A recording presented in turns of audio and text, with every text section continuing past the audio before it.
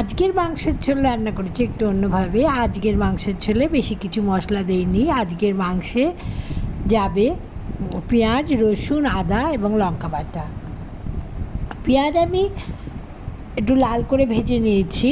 সেই ভাজা পেঁয়াজ দিয়ে মাংস নুন ও হলুদ ও লঙ্কা গুঁড়ো দিয়ে ম্যারিনেট করে রেখেছিলাম, আর তার সাথে দিয়েছিলাম একটু লেবুর রস।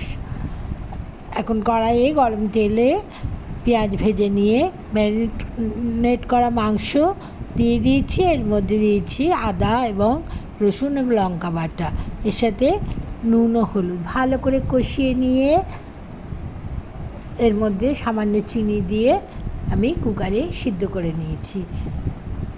খেতে কিন্তু অসাধারণ হয়েছিল। আপনারা এইভাবে রান্না করে দেখবেন, আশা করি আপনাদেরও ভালো লাগবে।